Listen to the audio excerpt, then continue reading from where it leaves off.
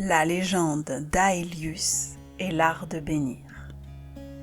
Il y a bien longtemps, dans les temps où les voiles entre les mondes étaient plus fins qu'aujourd'hui, vivait un homme nommé Aelius. Son nom évoquait la lumière dorée du soleil levant, et ce n'était pas un hasard, car Aelius possédait un don si rare, si puissant, qu'il pouvait transformer la réalité elle-même d'un simple regard, d'un geste, d'une intention pure. Mais attention, cette histoire n'est pas qu'une légende du passé. Elle renferme un secret que notre monde moderne a oublié. Un pouvoir que chacun d'entre nous possède encore aujourd'hui. Restez jusqu'à la fin, car ce que vous allez découvrir pourrait changer votre vie à jamais. Aelius n'était pas né avec ce don. Enfant, il était comme tous les autres, parfois en colère, parfois triste, souvent distrait par les préoccupations du quotidien. Mais un jour, quelque chose d'extraordinaire se produisit.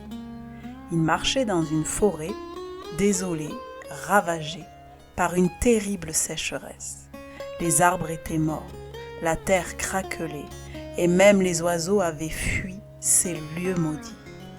Aelius s'arrêta devant un petit arbre mourant, le dernier survivant de cette désolation.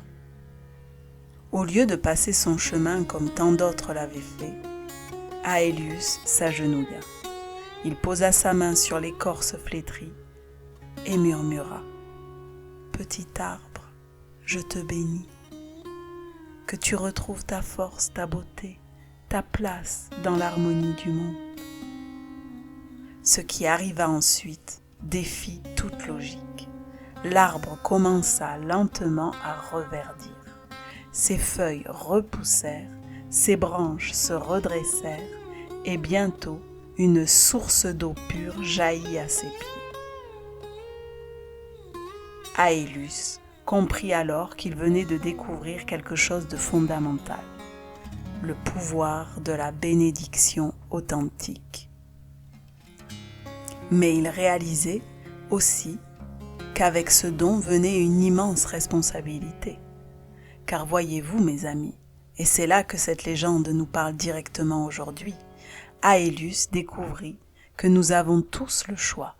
À chaque instant de notre existence, nous pouvons soit détruire, par notre négligence, notre colère, notre indifférence, soit élever, ennoblir, sanctifier tout ce qui nous entoure. Combien de fois aujourd'hui passons-nous à côté de cette opportunité ? Combien de fois critiquons-nous au lieu de bénir ? Combien de fois dégradons-nous au lieu d'élever ? Aelius comprit que la bénédiction n'était pas un acte ponctuel, réservé aux grands prêtres dans les temples. Non, c'était un art de vivre, une façon de regarder le monde, de toucher les choses, de prononcer les mots. Il s'entraîna pendant des années. Il apprit que pour bénir véritablement, il fallait d'abord purifier son propre cœur. Car comment peut-on offrir la lumière si l'on porte encore les ténèbres en soi ? Mais l'histoire d'Aelius ne s'arrête pas là, car le destin lui réserva la plus difficile des épreuves. Un jour, on lui amena un homme qui avait commis de terribles méfaits. Cet homme avait semé la discorde, la haine, la destruction partout où il était passé. Les gens demandaient à Aelius : « Comment peux-tu bénir ce qui est maudit ? Comment peux-tu élever ce qui mérite d'être condamné ?» Et là, mes amis, Aelius prononça des paroles qui résonnent encore aujourd'hui. C'est précisément parce que cet homme est dans les ténèbres qu'il a le plus besoin de lumière. C'est parce qu'il a oublié sa nature divine que je dois la lui rappeler. Il s'approcha de l'homme et dit : « Je ne bénis pas tes actes, car ils ont engendré la souffrance. Mais je bénis l'étincelle divine qui vit en toi, cette partie de toi qui aspire encore à la beauté, à l'amour, à la vérité. Que cette lumière grandisse en toi, jusqu'à dissiper toutes les ombres. » L'homme fondit en larmes. Pour la première fois depuis des années, il ressentit la paix. Il changea radicalement sa vie et devint à son tour un artisan de réconciliation. Aelius avait découvert le secret le plus profond de l'existence. Tout peut être béni, même ce qui semble maudit. Même une épreuve, même une douleur, même un échec peuvent être transformés par la bénédiction consciente. Mais qu'est-ce que cela signifie concrètement pour nous, aujourd'hui, dans notre monde si différent? Imaginez que demain matin, au lieu de vous lever en pensant à tous vos problèmes, vous commenciez votre journée en bénissant tout ce qui vous entoure. Votre lit qui vous a porté durant la nuit, l'eau qui coule de votre robinet, le café qui vous réveille, les personnes que vous croiserez.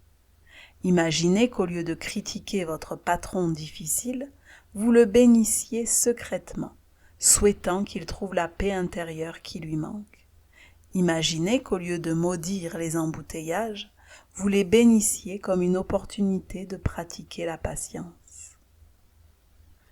Cela peut sembler naïf, mes amis, mais Aelius avait compris une loi universelle. L'énergie que nous émettons dans le monde nous revient toujours amplifiée. Quand nous bénissons, nous créons des cercles de lumière qui nous entourent et transforment notre réalité. Aelius enseigna que la bénédiction n'est pas qu'une belle parole ou un vœu pieux. C'est un acte magique, oui, magique, qui engage des forces subtiles mais réelles. Il expliqua qu'avant de bénir, il faut s'assurer 3 choses. Premièrement, purifier son intention. Pourquoi bénis-tu? Est-ce par amour authentique ou par intérêt personnel?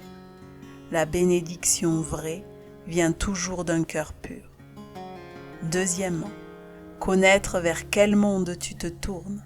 Quand tu bénis, tu fais appel à des forces supérieures. Tu t'allies avec la lumière, avec l'harmonie universelle, avec ce qu'il y a de plus noble dans l'existence. Troisièmement, agir avec respect et humilité. Tu n'es pas celui qui bénit vraiment. Tu es seulement le canal par lequel la bénédiction divine peut se manifester.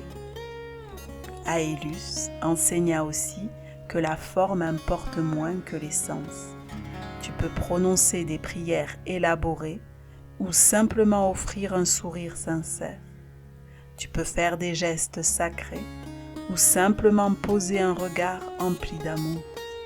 L'important, c'est que ton cœur, ta pensée et ta volonté soient alignés vers le bien. Les années passèrent et Aelius vieillit. Mais partout où il était passé, il avait laissé des traces de lumière. Les gens qu'il avait touchés continuaient à bénir à leur tour. Il créait des cercles de bénédiction qui s'agrandissaient sans cesse. Un jour, avant de quitter ce monde, Aelius rassembla ses disciples et leur révéla son ultime secret. « Mes amis, dit-il, je vais vous confier la vérité la plus précieuse que j'ai jamais découverte.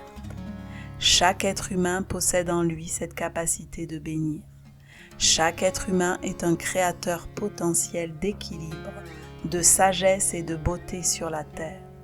Chaque être humain peut devenir un thérapeute, un guérisseur, un artisan de paix. » Il s'arrêta, regarda chacun dans les yeux, puis continua. « Mais il y a une condition.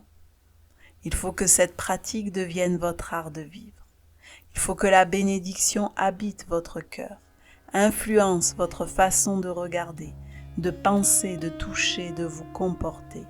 Il faut que chacun de vos gestes devienne naturellement bénédiction et vie pour tout ce qui vous entoure. » Mes amis, nous vivons dans une époque troublée. Partout autour de nous, nous voyons de la division, de la colère, de la destruction. Notre éducation moderne nous a éloignés de cette sagesse ancienne. Elle nous a conduits vers l'irresponsabilité, l'irrespect, la perte de sens. Mais la légende d'Aelius nous rappelle que nous avons le pouvoir de changer cela.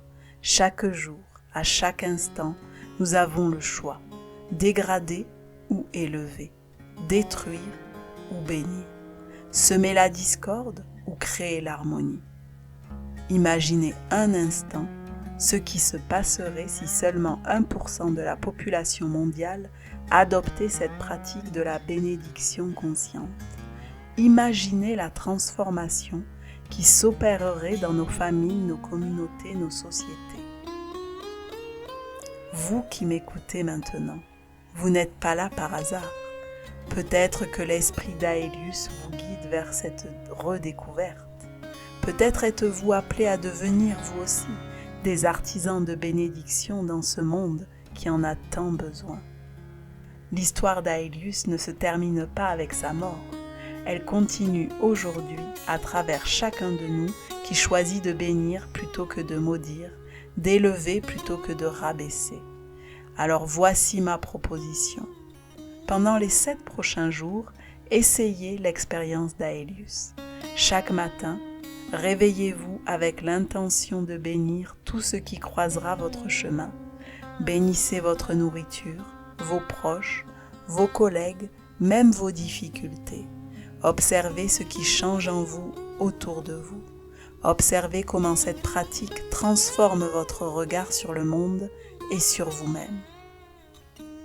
Et surtout, mes amis, n'oubliez jamais, vous portez en vous le même don qu'Aelius.